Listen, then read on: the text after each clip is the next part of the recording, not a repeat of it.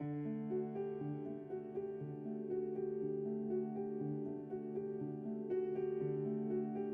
morning. My name is Ms. Tatco. I'm an educational specialist with the Washington Unified School District. I am going to read to you one of my favorite books. It's called Amelia and Eleanor Go for a Ride by Munoz, illustrated by Brian Selznick. Amelia and Eleanor were birds of a feather. Eleanor was outspoken and determined. So was Amelia. Amelia was a darling and liked to try other things women wouldn't even consider. Eleanor was very the same. So when Eleanor discovered her friend Amelia was coming to town to give a speech, she naturally said, "Bring your husband and come to dinner at my house. You can sleep over."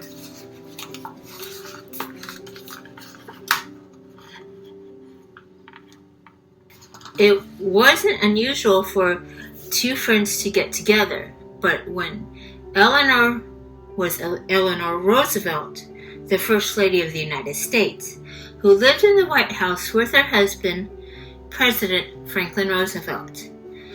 Amelia was Amelia Earhart, the celebrated elevator who had been the first female pilot to fly solo across the Atlantic Ocean.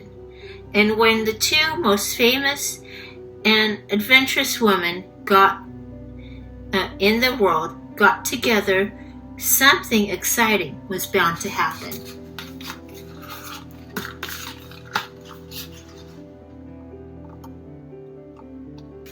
Washington, D.C.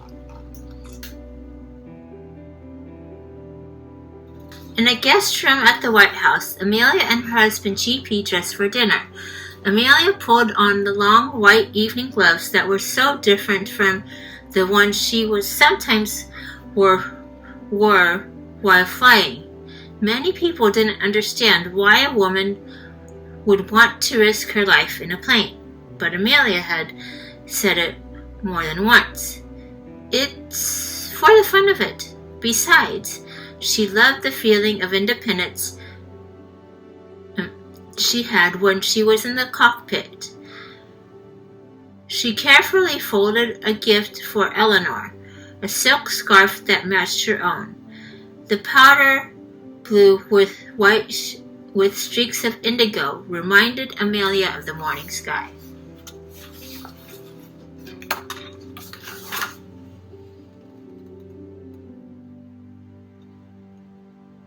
Meanwhile, Eleanor dressed for dinner too. Her brother Hall would be escorting her this evening because President had a meeting to attend. But Eleanor was used to that. She pulled on the long white gloves that were so different from the ones she sometimes wore while driving. She peeked through the window at the brand new car that had just been delivered that afternoon. She couldn't wait to drive it. Many people thought it was too bold and dangerous for a woman to drive a car, especially the First Lady of the United States. But Eleanor always gave the same answer. It's practical, that's all. Besides, she loved the feeling of independence she had when she was behind the wheel.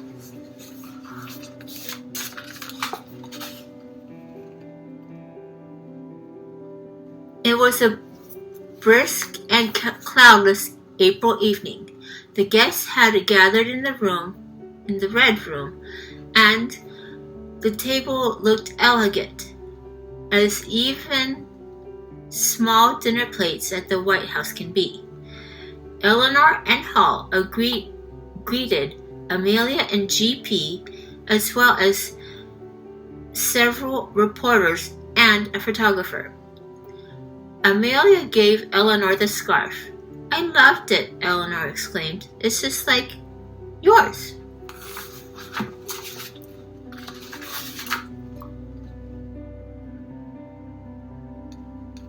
Dinner started with George Washington's crab chowder.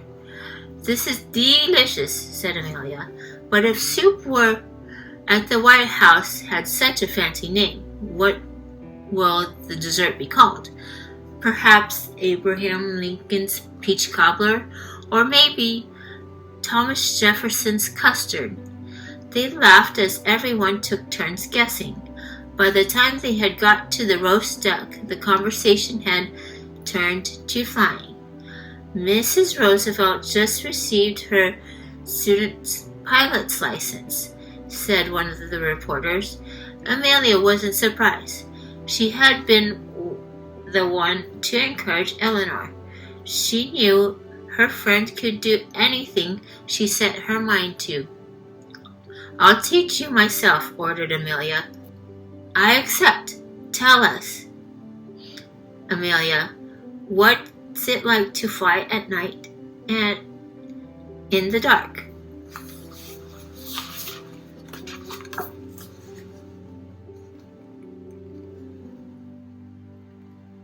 Everyone at the table leaned closer to hear.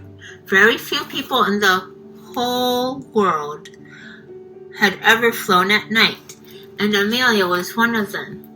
Amelia's eyes sparkled. The stars glittered all about and seemed close enough to touch. At higher elevations, the clouds below shine white with dark islands where the night sea shows through. "I've seen the planet Venus standing in the horizon, and I've even circled cities of twinkling lights." "And the capital city at night?" asked Eleanor. "There's no describing it," said Eleanor. "You just have to experience it on a clear night, when you can see forever. Why, we should go tonight.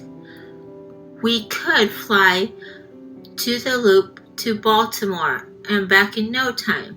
The Secret Serviceman protested. "This hasn't been approved." "Nonsense," said Eleanor. "If Amelia Earhart can fly solo across the Atlantic Ocean, I can certainly take a short flight to Baltimore and back." Before dessert could be served, Amelia had called Eastern Air Transport and arranged a flight.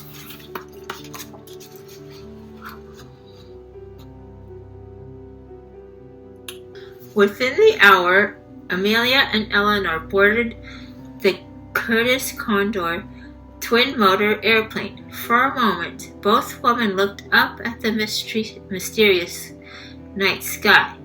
Then, without changing her gloves, Amelia slipped into the cockpit and took the wheel. The plane rolled in the runway, faster and faster. Lights from the airstrip flashed in front of them, and they lifted into the dark.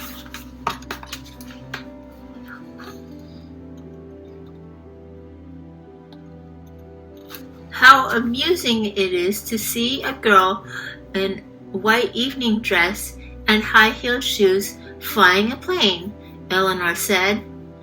I laughed as she made a wide sweep over Washington, D.C.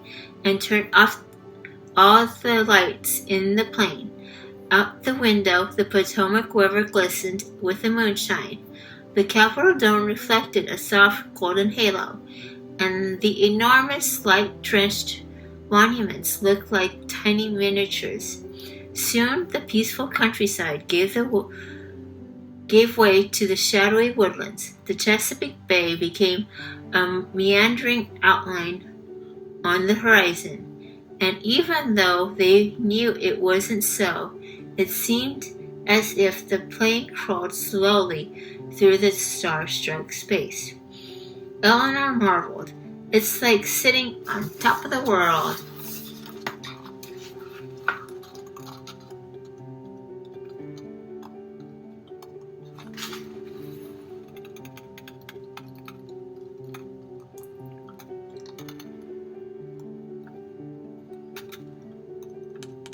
When it came time to land, Amelia carefully took the plane down. A group of reporters had gathered, anxious to ask questions.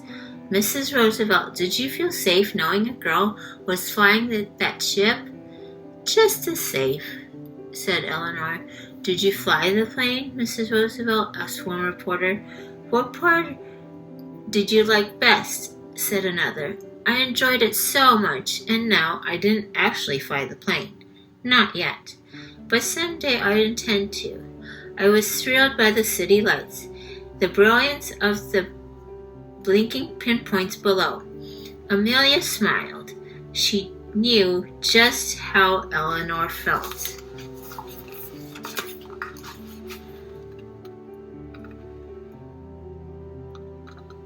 As the Secret Service agents drove them slowly back to the White House, Amelia and Eleanor agreed that there was nothing quite exciting as flying.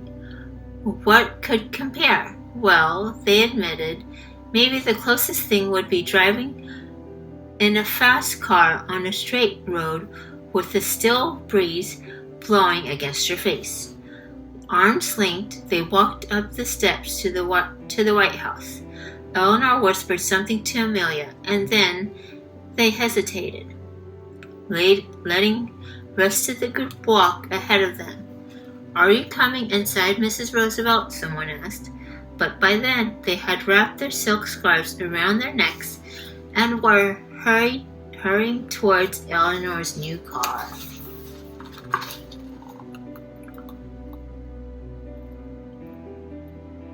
Without changing her gloves, Eleanor quickly slipped into the driver's seat and took her turn at the wheel. With the wind in her hair and the brisk air stringing their cheeks, they flew down the road. And after they had taken a ride about the city streets of Washington, D.C., they finally headed back to the White House.